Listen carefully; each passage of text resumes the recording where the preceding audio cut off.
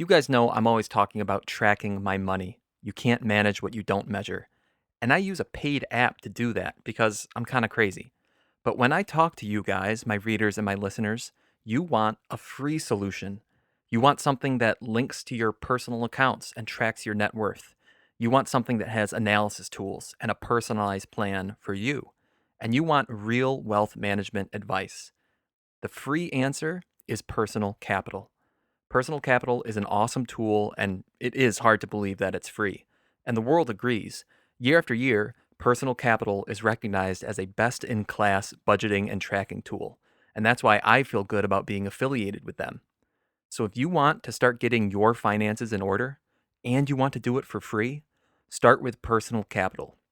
Here's how: go to the show notes, click on that link, and let them know that the best interest sent you, and start your free account today.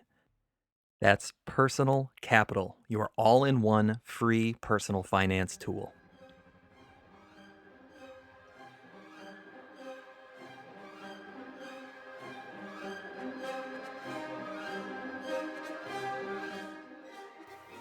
Welcome to the Best Interest Podcast, hosted by Jesse Kramer, where we discuss today's best ideas in personal finance and investing. The Best Interest is a personal podcast meant for entertainment purposes only. It should not be taken as financial advice and is not prescriptive of your financial situation. Here's your host, Jesse Kramer. Hey guys, welcome to episode 34 of the Best Interest Podcast. My name is Jesse Kramer, and my guest today is Michelle Jackson. Michelle, she is a serial entrepreneur, a finance blogger, and podcaster like myself. But impressively, Michelle has turned her projects into a thriving full-time career, and I think that is so cool. And I think by listening to her today, you'll understand why she has such a loyal audience. But real quick, before I introduce our guest, could you please pause the show and then in your podcast app, give a rating and review to the Best Interest podcast? Why? Because the Best Interest, it's a growing small business, and I want to keep making this content for people just like you. A rating and a review, it lets all those fancy algorithms know that you care about this podcast. And I know I'm asking for your time, I'm asking for your effort, and I know that you don't owe me anything. So I really appreciate those of you who decide to sacrifice that time and effort to leave that rating and review. Thank you guys. So with that, let's go meet our guest.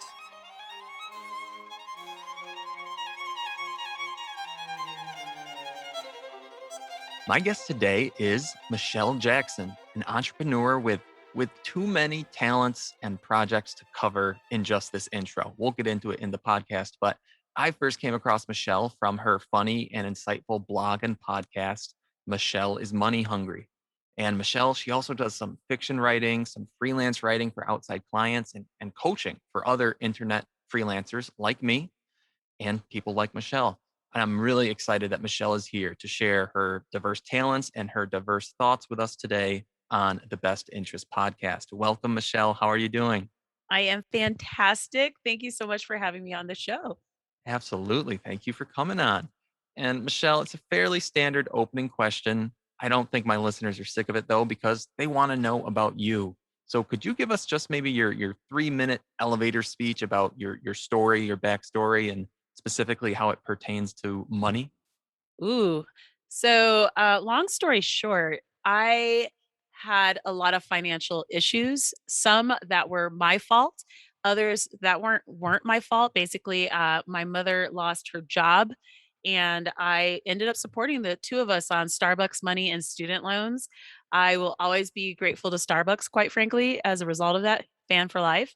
And through the course of going through all of these painful moments, if you will, I really understood a couple of things. One was that struggling with money sucks. And the second thing was I had no idea how to get out of it. Like I was really frustrated. And when you're in the thick of things, it's really difficult to see how you can get out of it. So over a course of years, my mom finally was able to find another job. Things got better, but I still had financial problems. And it took a really long time to relearn my money scripts and my financial habits to become confident with money. That's something I still work on today. But during that process of becoming a better steward of my money, paying off over $60,000 in unsecured debt, not because I was shopping and like living the high life, like a lot of that money was just living life. I decided to share my story, and I decided to share my financial story because I thought if this can help just one person, like literally just one person, that would make a difference to me actually. Like my struggle and my suffering was worth it if I can help some other person out and maybe help them avoid some of the things that I had dealt with or just be aware of the things that I was dealing with. I ended up in having this interest. I ended up becoming like a huge fan of all these other bloggers. So back in the day when blogging was really huge and they were calling it blogging, a lot of the personal finance content was really personality and story driven more so than it is now. And I loved reading all of the stories that people were sharing. A lot of people that you're probably reading about or following right now, listeners of this show. And I loved hearing how I wasn't the only person out there dealing with the stuff that I was dealing with. Maybe it wasn't the same thing, but other people were dealing with variations of supporting a family member or financially or being the eldest child and having these responsibilities on them. So I fell in love with these stories and like really fangirled about around it, and I discovered that there was this conference called FinCon, and it was in its second year, and it was going to be in my town of Denver. But it was really weird because I found out 2 weeks before it was gonna be here.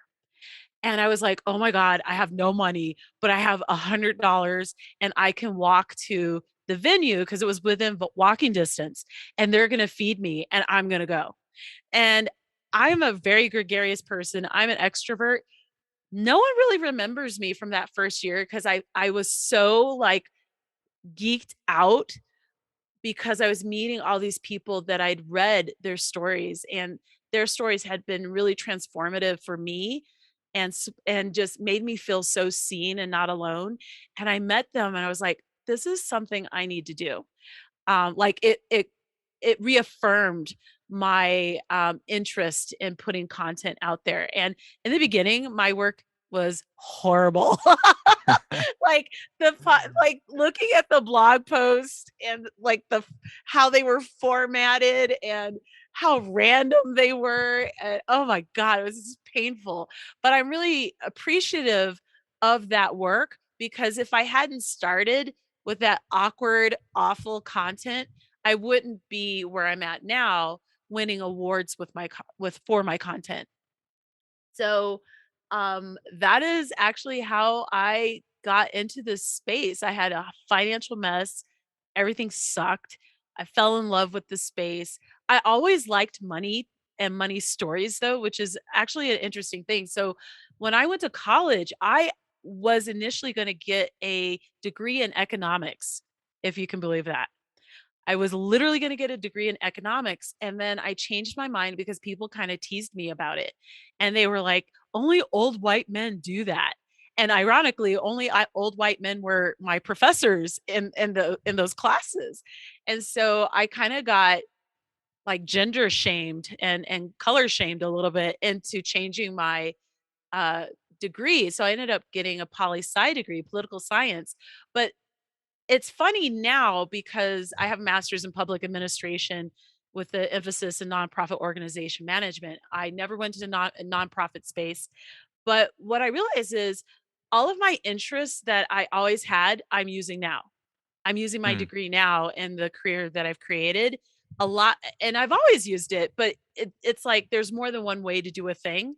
And now I talk about policy. I talk about money. And I love having financial conversations because it's all like sex, drugs, and power and rock and roll, you know? And anyone in the personal finance space who doesn't think of it that way, they need to really reevaluate if they should be in the space because it's a sexy, crazy place to be. Let's go back. Let's just tug on that very last thread. So you're saying anyone in the space who doesn't think of this as a what as a policy is that what you're saying, or a sex, drug, rock and roll conversation? Yes, yes. Both, It's both. it's both. It's power, it's politics, it's just how sexy you can be. So a lot of times people who get into power, they look good, like all the things, all the things. And if you don't view it from that perspective, at least a little bit, you're too boring. It's too dry. Yeah. Power in particular is a big driving force behind money and policy and Hmm. impact. And so I love it. I love it. I can't get enough of it. And it's a lot of fun. It like the more I do it, especially now that I don't have all that unsecured debt, the more the more I enjoy it. So there you go. Well, I do enjoy writing about, policy stuff or kind of big picture economics topics. I find those really interesting. And oftentimes, yeah, we can talk about personal finance on the personal level. But if we do zoom out a little bit, we realize how interconnected policy decisions are to each of our personal finances, whether it's, tax rates or student loan laws or any of that stuff, right? It's all connected. Personally, I find my readers don't always find those topics as interesting as I do. I Well, mean, I mean, what have you found, Michelle? I mean, do you find a way to spice it up somehow so that people stay engaged, or is your reader base just are they there for the policy discussions? well, that's why I have the podcast. Like the podcast is there are certain things that just you need to talk about it. And that's why podcasts or vlogging, quite honestly, is a lot more impactful and effective in having those types of conversations. Gotcha. So let's talk about that a little bit because you started off writing. Well, first off, you went to FinCon without Mhm. having a blog or anything like that. You just went to be a fangirl. I just showed up. I was like, this is $100 and they're paying for lunch. Okay. And I just have to walk downtown and okay. Like it was an easy yes. That is And I so didn't cool. really have that $100. Like I was broke. Hmm. But I was like, Hmm. I can scrape this together and we'll make this work. So I did. I think that's awesome. I think that's awesome. I think it shows your dedication to the subject matter, even if at the time you hadn't really dove into it yet. Well, I was gonna meet my idols. Right. Who were your idols actually? Like who were some of the blogs that you were following most then, even if I maybe can't they're even not tell around you. today? I can't even tell you because I was reading so many of them Hmm. that I was just reading so many of them that it's hard to even tell you because there were so many people. Sandy Smith, I will say, was one of those people. She's a dear friend now. She runs a website called Yes I Am Cheap and the Hustle Crew. Tiffany Aliche, the Budgetnista, obviously, she's amazing. She's huge. She's got like a million people that follow her, literally. Hmm. JD Roth, who's a friend now as well.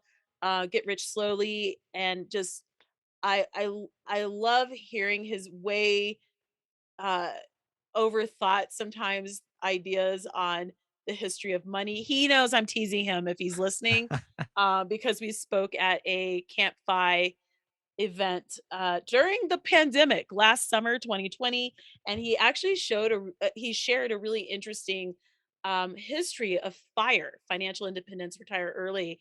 And I trumped him, not literally trumped, with the idea that Walden and Thoreau was actually a fire focused approach. And other people, including Vicki Robbins, actually said, yes, that was the case. She said that through Twitter because he reached out to her. Anyway, so there were a lot of some people were random, some people are no longer in the space. I was reading people who were black, Hispanic, white, men, women, all of the above, couples, singles, yeah, engaged, like everyone's story was really interesting to me, even if it didn't directly um, impact me or it wasn't a reflection of what I was dealing with. I just loved that they shared, and I think that that level of openness has been lost a little bit in the space as people become entrepreneurs. And that's part of the reason why I took all entrepreneurship content out of my website and started a new project that's only entrepreneurship driven, so that Michelle is money hungry can really stay focused on money and personal finance topics. I think that it's very easy for entrepreneurship to kind of take over a personal finance website, which I've seen over and over again. And I liked both topics and care about both, and so I had to split them up and start something different. Makes sense. I've probably fallen into that trap, and I know a lot of the bloggers who I'm either in some sort of like outside mastermind groups with, or who I just talk to through Twitter. I know those bloggers, some of them have fallen into that trap too, where kind of your personal finance blog starts just about money, but next thing you know, you're writing about the act of blogging, you're writing about the act Exactly. of running a small business, and Exactly. it all bleeds into one another. Um, what's the name of your entrepreneurship, project? It's called the Brand Building Lab, and it's brandbuildinglab.com. Not so the URL is brandbuildinglab.com. And the thought behind it, it's still new, it's in its infancy, but the thought behind it is to really elevate, uplift, and share POC and allied voices in the online digital entrepreneurship space, as well as answer all of the entrepreneurship questions that I get, that people are interested in, that has nothing to do with personal finance. My personal finance person, if they're on that Michelle is money hungry and they're trying to become an empathetic person in the personal finance space, or they're looking to do sustainable investing or something like that, they may not necessarily want to have an entrepreneurship conversation in their content. They could care less about that. If it's someone on my website who is, so this week I did an episode talking about billionaires. Um, the person who's listening to "Are Billionaires Evil?" even if it's Rihanna, may not necessarily want to hear about how to build a blog. Like, they don't care. It's two different types of people and avatars. And for me, I just kept feeling like there was a huge disconnect in how I was serving my core readership and listeners, and it just felt wrong. It just never felt right keeping both types of content together, which is why I split it up. And after a year of being home by myself, I was able to really look at the content and think about it. So I spent a lot of time just thinking about it, thinking about how I felt when including entrepreneurship on my money blog, and I was just like, this isn't working for me. And so I split it, and I'm really glad that I did. So people who are doing fun and whimsical and cool digital entrepreneurship projects, those are the people I want on my brand building lab website. So uh, an ideal person that I would love to have on as a guest, the Black Forager. She's so cool. She's so interesting. So she has this major brand online, and what does she do? She forages for food.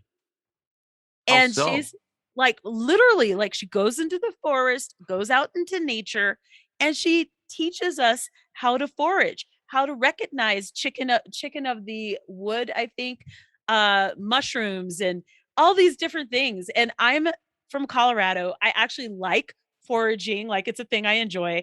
And I feel like creators like that don't make their way onto EO on fire, entrepreneurship on fire. Like, Mhm.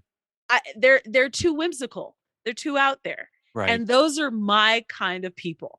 And I wanted a place where I was sharing those kind of interesting projects that maybe other people aren't giving a second look. And I'm not saying that John Lee Dumas isn't doing that. I'm just saying that's my impression. And so, especially when they're black and brown creators, I want to make sure that there's a place for that. And so there's another gentleman he's a musician, and his name is Valley Palace. He kind of does like 80s glam rock EDM kind of situation. I love it. I love it. I love it. I'm obsessed. I love 80s glam rock. It's a thing. I love it. I love everything about what he does, but he's not mainstream, right? Mhm. Mhm. In any kind of way. Like hip hop people may not like him. And so, but he's my kind of people. And I am hoping that one day I get him on my show. There's another woman on online on Twitter who is known as the she does things around snacks. So she's just figuring out like trends on snacks, like future trends with snacks. So Mhm. a trend would be adding CBD into products or adaptogens into products to be a healthier snack. And she's actually gotten some really good national publicity with her brand. So she's the type of person that, and she's from Honduras, I believe, originally, flew into the US, did I think it was ET a couple of days ago or a couple of weeks ago. And that is the kind of person I'm like, you're like, who would have thunk it? Snacks. You're my jam. I want to talk to you. And so I just want a space where we talk about fun, whimsical, interesting digital platforms that make their creators money and aren't so boring. That's really cool. I like that. As a creator who maybe focuses on a niche or has a niche audience, I haven't gone mainstream yet. I doubt I ever will. But I do think I have a audience to serve. And the idea of getting a little bit of limelight to connect my potential audience who hasn't found me yet to my content, that's something that I would be looking for. And it sounds like that's the limelight, that's the spotlight that you're shining on these creators. I mean, I think that's so cool. The Black Forager, unique music from Valley Palace, and then who doesn't like snacks, right? I That I sounds hope awesome. they I hope they hear that I'm looking for them. Yeah, I will be pitching.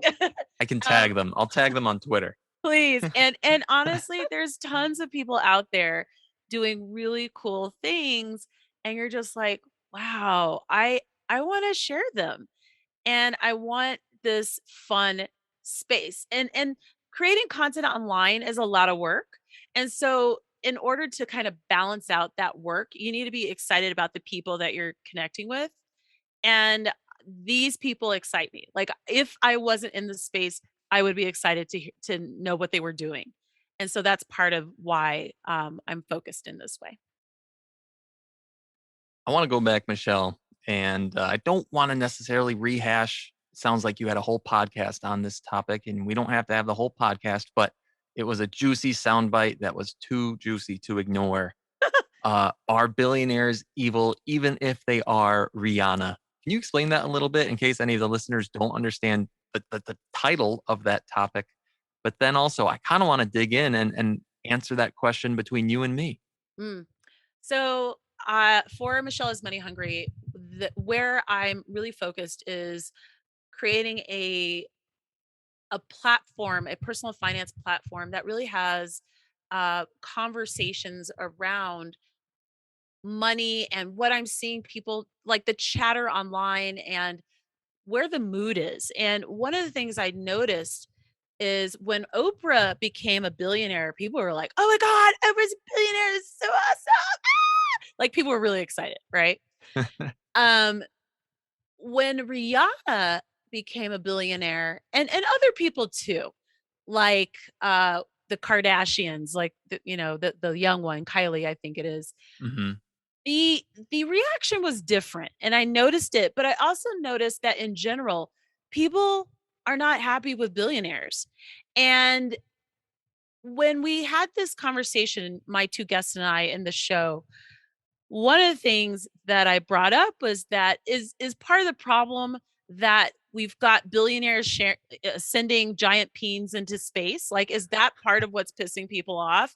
And that we're seeing poverty um, on unprecedented levels here in the US. And uh, it feels like they should be doing something more, right?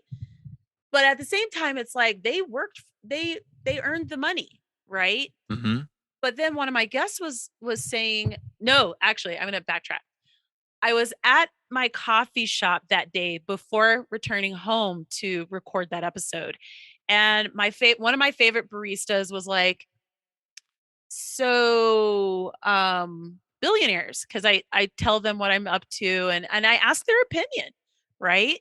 And I asked my barista, I was like, so what are your thoughts on this? And she said, well, the thing is with billionaires, it often feels like they have to step on people in order to get to the billions.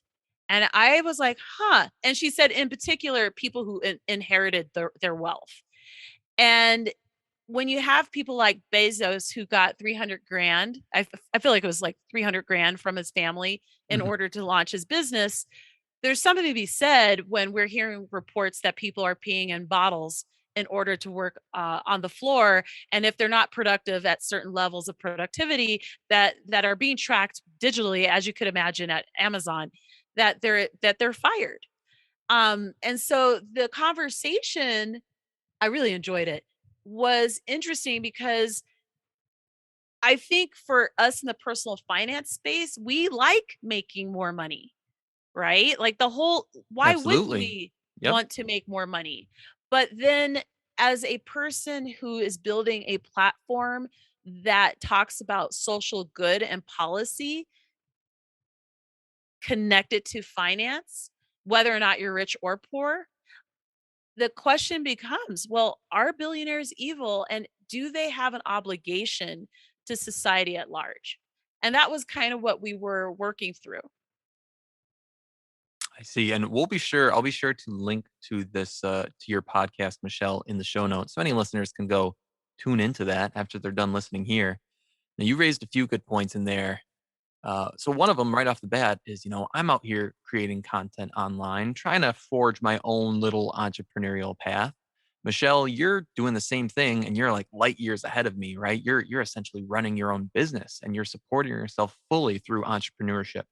So I think we can both on different levels respect the grind that Mm. many of these billionaires put in to get to where they are. You know, tons of hard work. No one is doubting that there's tons of hard work involved. When I think of, say, Jeff Bezos or Elon Musk, say, really cool ideas and a desire to execute on those really cool ideas that we consumers look at and say, yes, I want to give you your money, give you my money for your good idea. And that's really cool. But one thing that I always come back to, one of many things, is let's go back to policy and talk about tax rates, effective tax rates, and the taxes that billionaires actually pay, whether it's corporate taxes. Amazon doesn't pay corporate taxes. Is that right? Now I know it's legal, it's within the law, but is that morally right? There I see their vans driving on the roads near my house all the time. Should they pay taxes to help support that infrastructure? Should they pay, it's those kind of questions that really we have to get down to brass tacks and say, whether it's Jeff Bezos himself or Amazon as a corporation, whether it's Elon Musk himself or Tesla, SpaceX as businesses, do they owe some sort of tax back to our society? Because without our society, I'm not exactly sure how their business would run, right? It's a two-way street. That's where I go to, immediately. It's not that I don't want there to be billionaires. It's more that I would like to make sure that billionaires and billion trillion-dollar companies are paying their fair share of taxes to the society that helps sustain them. It's funny that you mentioned the Amazon trucks. So they are always in my neighborhood. They are everywhere. I will admit that I use Amazon. I Mhm. happily use Amazon. I publish nonfiction and fiction books on Amazon. I love the service. However, I do have concerns about social good, social impact, how the business can cannibalize other businesses. I don't go to Walmart actually for two reasons. One, the city of Denver, people in the city of Denver fought against Walmart in our town. So they were going to open like a boutique Walmart to test it out in Denver proper. So in the suburbs, yes, there are Walmarts, but in Denver, the city of Denver, there aren't any. And I'd say about 7 or 8 years ago, they were going to open up a boutique Walmart, and the people fought against it for that development. They were like, no, because once it's in a town, it cannibalizes other local businesses. Hmm. So, and we won. They won. Denver still doesn't have a Walmart. So I literally have not been to a Walmart. I want to say at least 7 years. Like why would I go? There's not one near me. I don't, why? However, when we look at social good and social impact, I think it's really important to think about our role in things, and are we complicit in the mistreatment of others? And so I am definitely with Amazon. I'm very conflicted. Um, I do a lot of things where I try to eliminate the conflict, right? So I live in Denver, Colorado. Before we started this call, I was telling you about the fact that on Saturday of this week, we ended up having here in the city of Denver the worst air in the entire world. I can confirm it was the worst air in the entire world.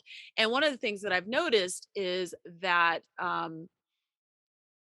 I can't control everything, but I can control me. So I use a car share, and a car share helps me to eliminate two things: cost and my impact on the earth. And for those of you guys who are like, what the heck is a car share? Car share, basically, I pay a subscription every month in order to access a fleet of cars. And then when I use the car, the actual time that I use the car, I pay for, as well as any gas that I use. Love this system. It's earth friendly, it's a nonprofit, it's totally in alignment with my financial ideals.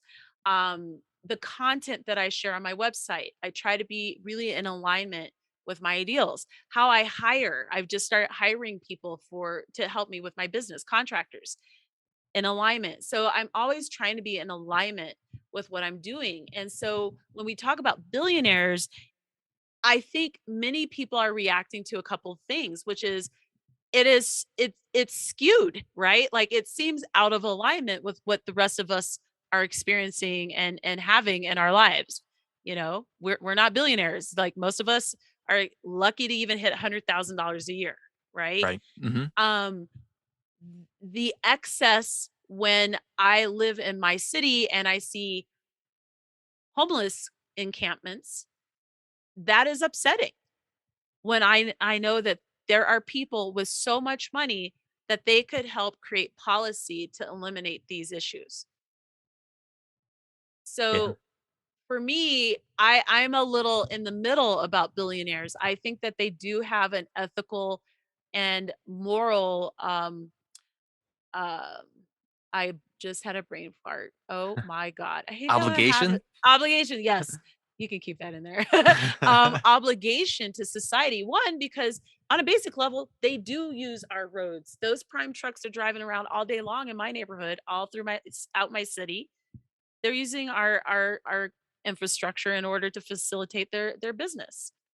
Um, and so the question becomes, have we become so desensitized to what's not going right in the US in particular that billionaires are just sexy regardless of whether or not they're doing the right thing?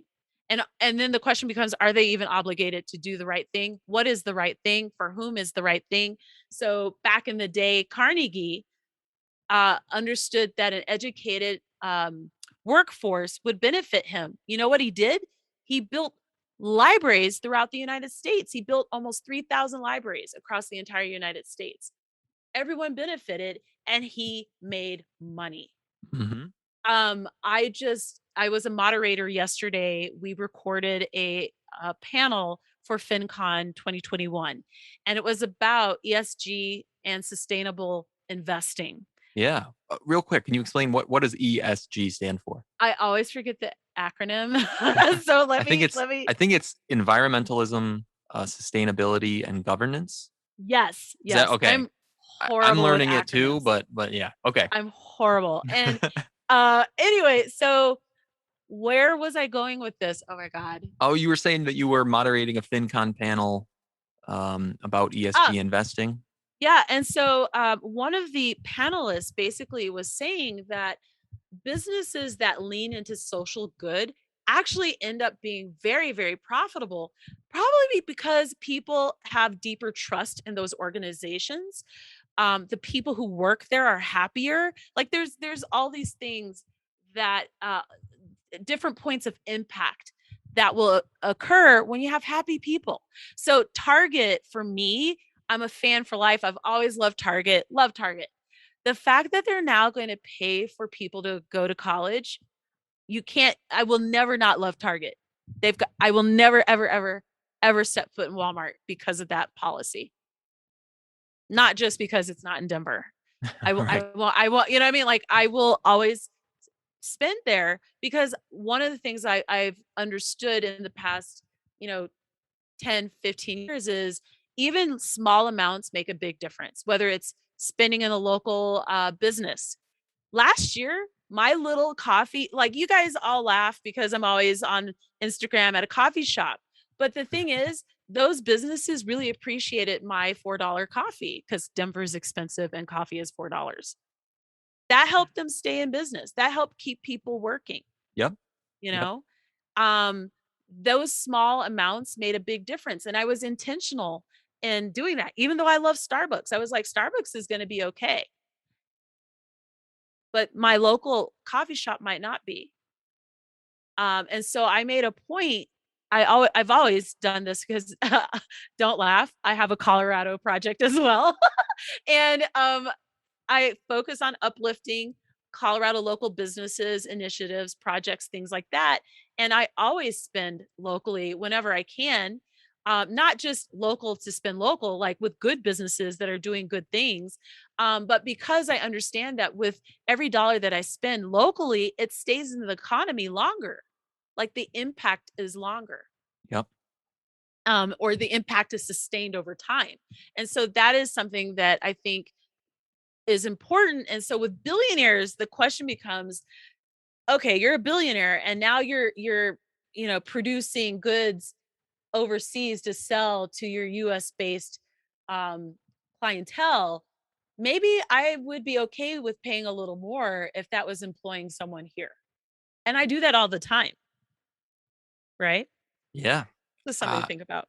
it is. It is. And one thing you were hitting on in there, Michelle, you were talking about ESG investing, which for any listeners not aware of ESG investing, it is a rapidly growing trend where people who are investing money are choosing to place their investments with companies that have positive social footprints, whether that's an environmental footprint or more of a sustainability and social footprint, the way they treat people.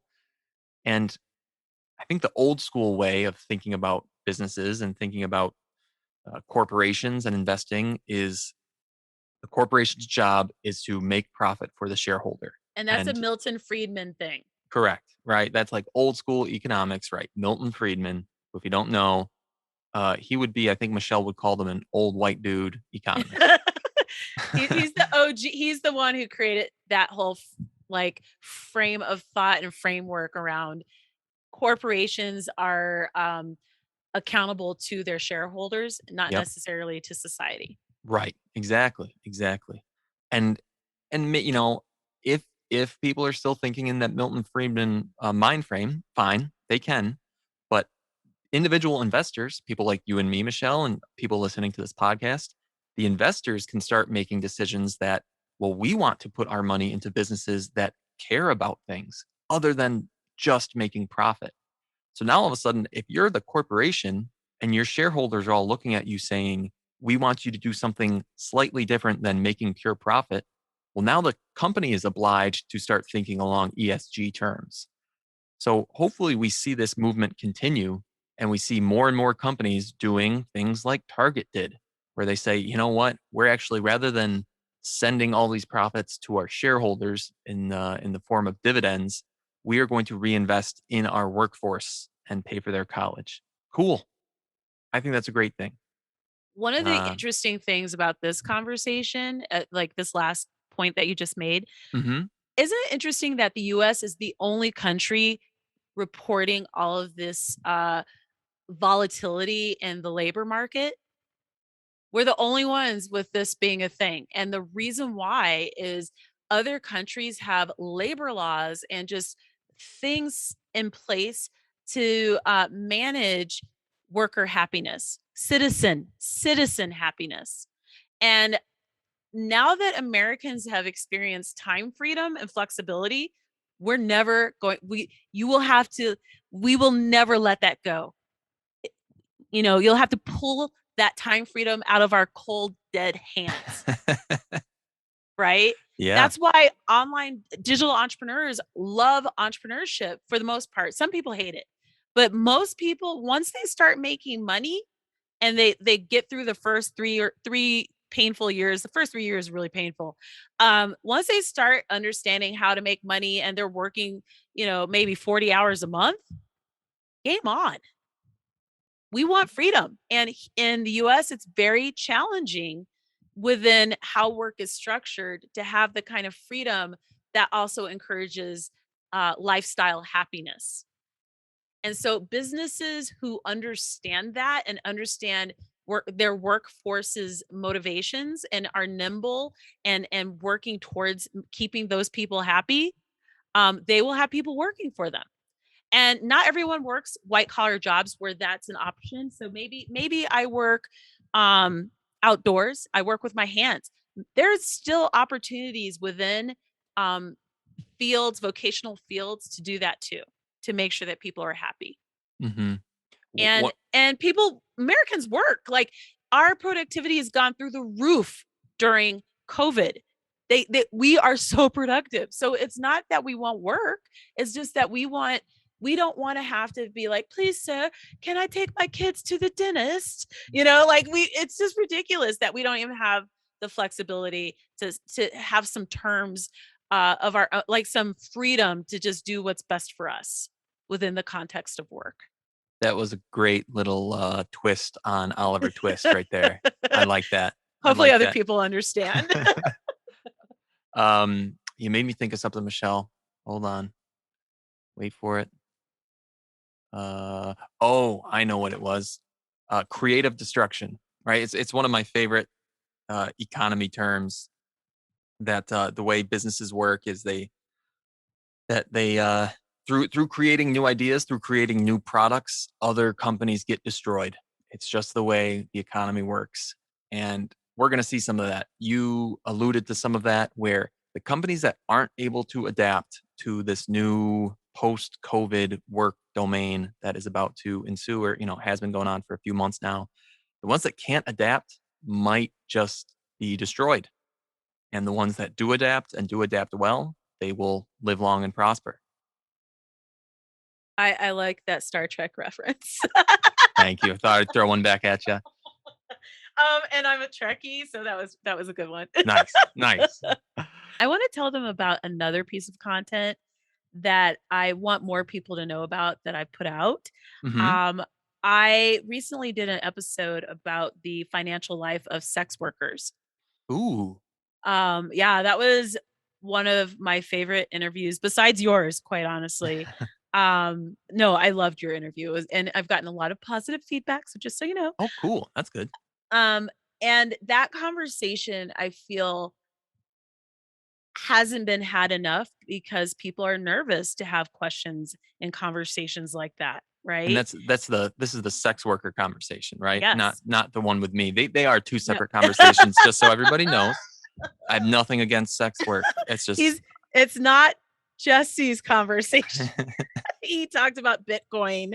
Um, but the that was funny. But that the episode where I spoke with the sex worker and just the financials behind what does a career in this space look like? Those are the stories that I don't hear enough that are out there that we could ask, but a lot of people are uncomfortable. Mhm. And honestly, I was uncomfortable for a couple reasons. This is not a side hustle I have done. I probably won't ever do it.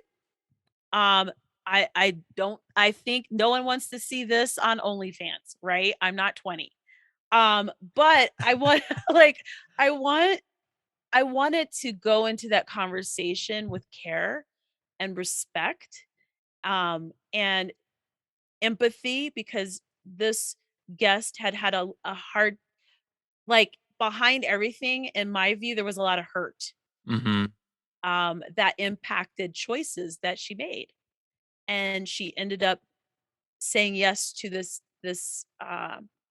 way of life and this way of making money. And I still am thinking about that conversation. It'll be a long time where every once in a while I'll just kind of think about it because it was a hard conversation to have.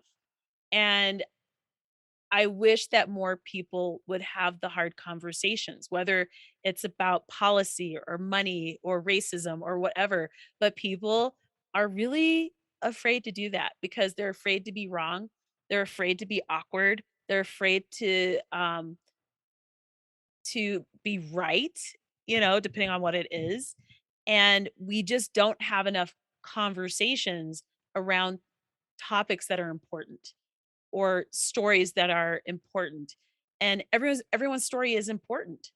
And my guest in that episode was like, sex workers are just like you and me. Like they want to be there for their kids and they want to go to soccer games and it was just a conversation that was important to have, but we don't have enough conversations with someone who is a first generation person or in the financial space or someone who's undocumented. Why in the hell would someone want to, leave their home country, go through a desert, potentially die on the way to come here? Like, what is it that would make them make that decision, displace themselves? And so I basically am ending my rant by saying if you're in the personal finance space, I need you guys to try harder. I need you to try harder and have the harder conversations. The ones that make you slightly uncomfortable because I grew by having that conversation. Talk to your relatives. When I talked to my grandma about her finances and how she learned about what a 401k was 10 years before she retired. And those conversations will impact the advice that we give. The reason why she didn't sign up for the 401k the first time was they didn't understand what it was. No one in the company was a major tire company. And they got a 401k plan, like the people who owned the company made this available to the workers. No one signed up because no one understood what it meant. Like they didn't get it. And so a year later, they had paperwork on it, just kind of explaining it. They had workshops, and then my grandma signed up for it. And then she just saved aggressively for 10 years. And she's been retired for, God, she's been retired for like 30 years now, easily, happily retired.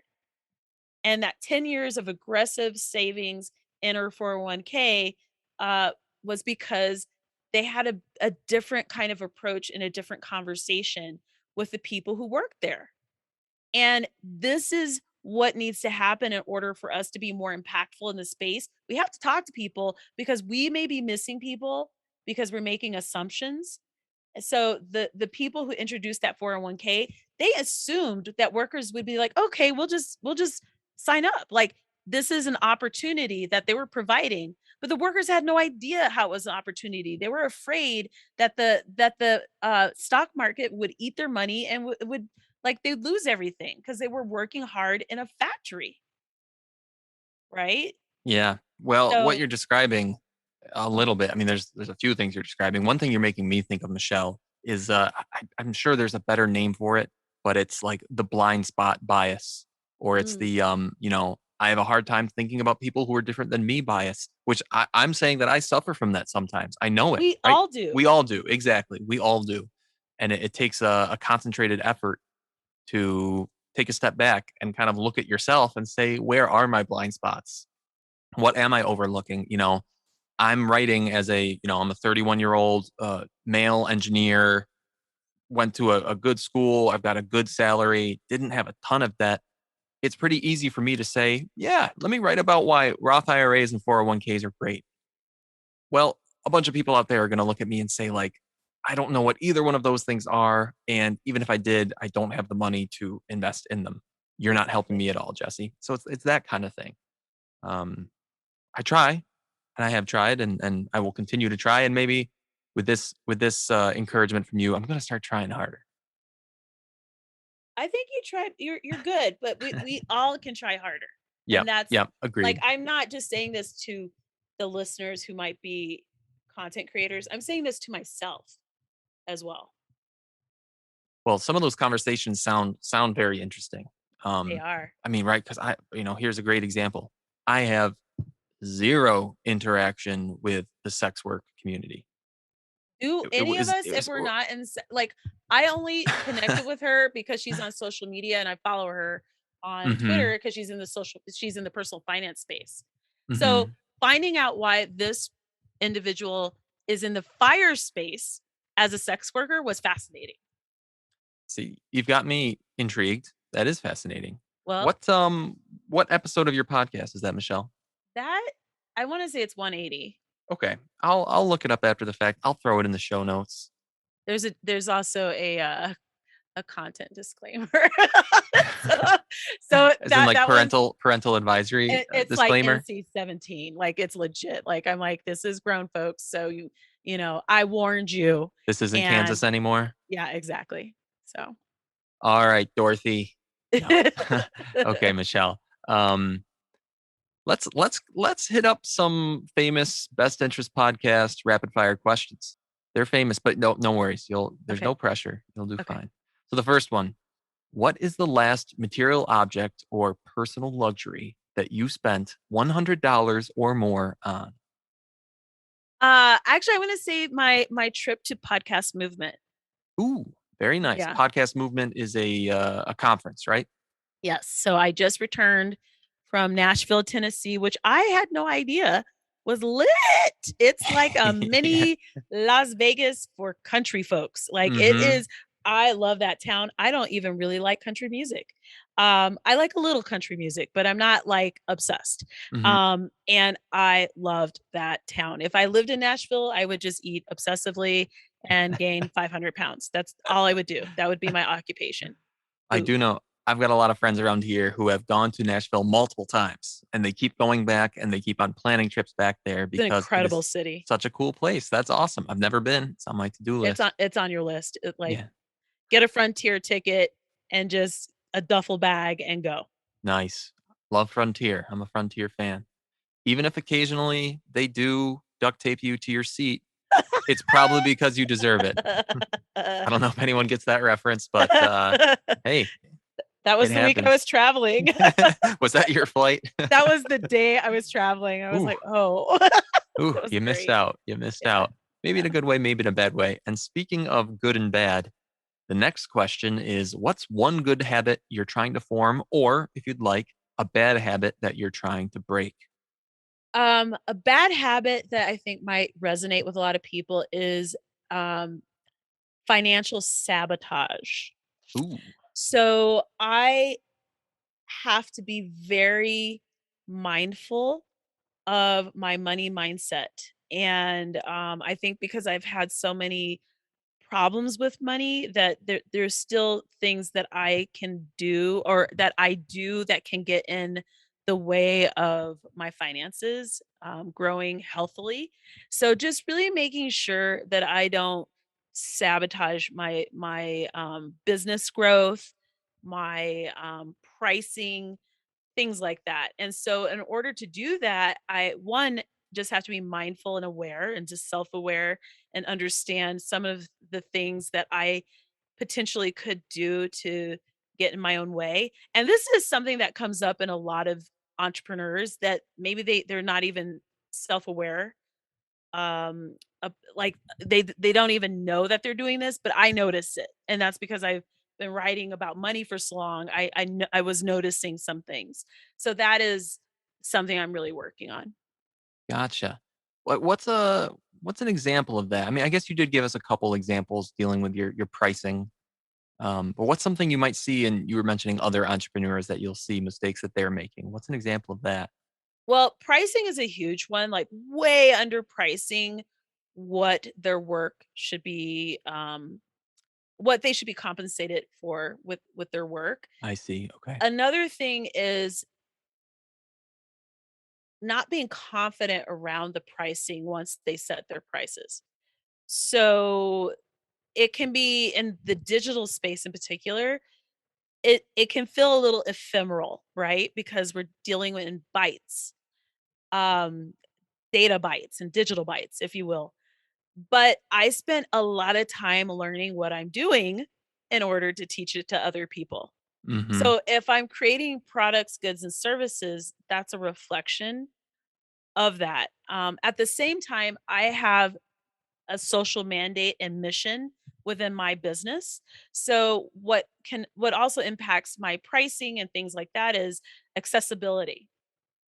So, making sure that in being confident enough about my pricing that I can take care of myself and be good financially, that I'm also building an equitable business model that serves my current and future clientele wherever they may find themselves.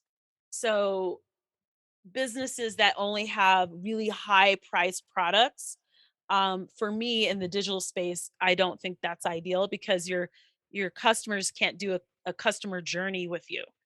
For me, I was very deliberate in building out products that are free to high to expensive, if you will. Gotcha. So, that way I can serve people wherever they may land and never be in the space where I have to make an unethical pitch. Mhm.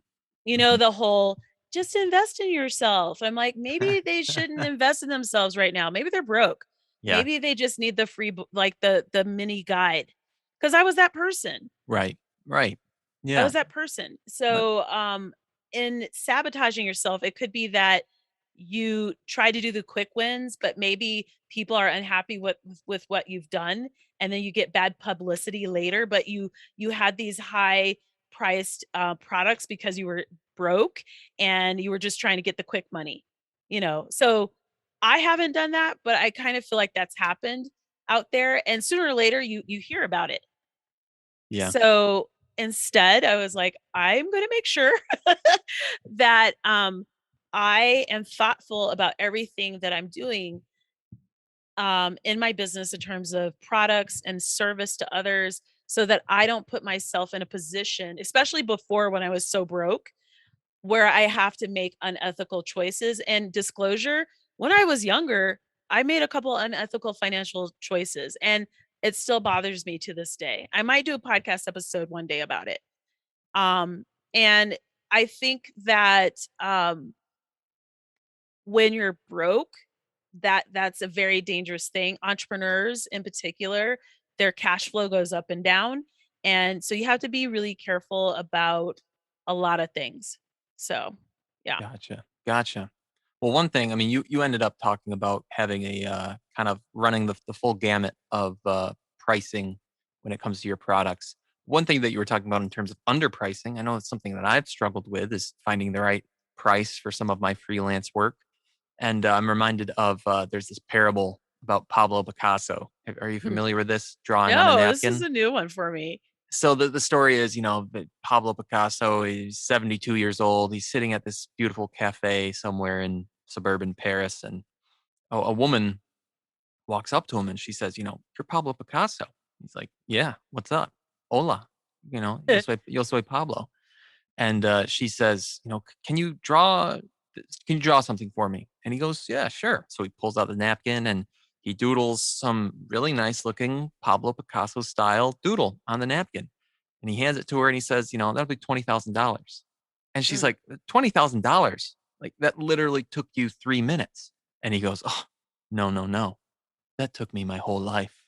right, Oh, mic right, drop. Mic drop, Pablo. right. You know, odds are it's BS, but it's the same idea. The story explains the idea that you're not necessarily paying for someone's 30 minutes or someone's hour, or what I should say is a customer isn't paying for your hour, Michelle. They're really paying for your whole body of knowledge. So you have to price that fairly. And it might mean that they pay more for your hour than they would earn in a typical hour at their own job, right? That's just the Exactly. way expertise works. So Okay. Yeah, go ahead. Exactly. I'm launching a new product tonight, actually, and I've decided that with the type of product that it is, it's gonna it's never gonna be more than 150 bucks. It's just never gonna be more than 150 bucks. And the reason why is within the products in my business, there was room for something at that tier, and Hmm. it could so impact entrepreneurs and better their lives, I think, in terms of access, that I didn't want to price it so that they couldn't even access the product, the tool. And so it's just being as an entrepreneur, you just have to think about these things. And that says a lot about how you think about your clientele. Right. I like it. I like it. The next question that I always like to hear from is what's your favorite financial tool or app or service that you use and why? My newest favorite is Cube Money. I Mm, actually share it as an affiliate on my podcast now because I love it so much. And basically, it is a digital envelope app. And so you basically have a debit card, like a debit Visa card that is paired with your app. And say, for example, you deposit $200 into your FDIC insured account, and then you separate your cash into the different cubes or envelopes, and then basically you open up the app when you're about to spend. That's it, and you just use the app, or use the cube for the spending that you're doing. gotcha. And So I all the spending is done through that debit card that they give you.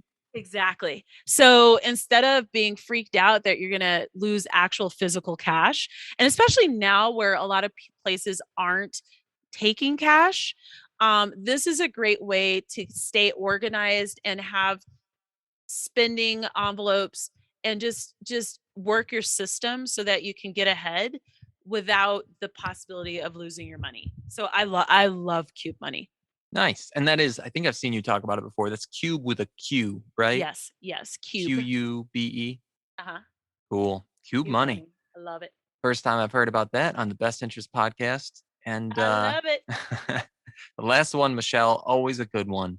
If I gave you a billboard to share any message with the world, what would you say? You're gonna like this one. Don't be a douche. I do like that. So that I'm serious. There are a lot of people who, for some reason, really enjoy being douchey people. I don't know why. I'm not sure what's what's going on, what that's about. On the flip side, instead of being don't be a douche, being nice wins all the time. Like being the nice person always wins. The nice guy always wins, I think, in the end. Or Hmm. at least they're not eating spit burgers. So be nice and don't be a douche is what I would put on it. We're going to end on that. Don't be a douche.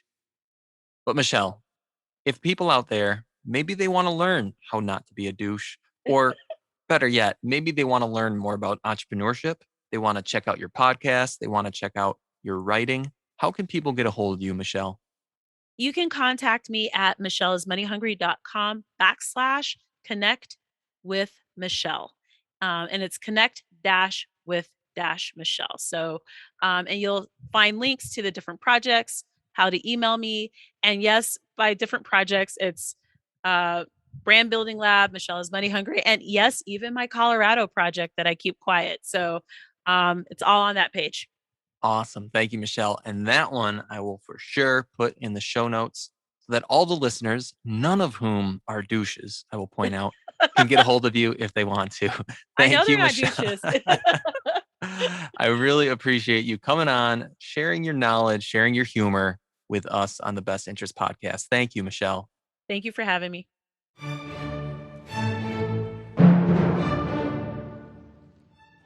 Huge thank you to Michelle for coming on to the podcast today.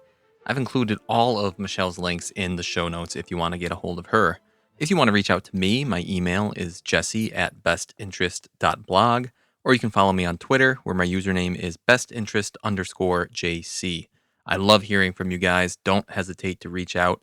If you find this valuable and you want to give back, there are 3 easy options for you, all free, absolutely free. You can subscribe to the podcast from the app you're listening to right now, or you can leave a rating or a review of the podcast. We can continue to invest in one another because, as Ben Franklin said, an investment in knowledge pays the best interest. Sharing with others is investing in their knowledge. So thank you all for listening to this episode number 34 of the Best Interest Podcast.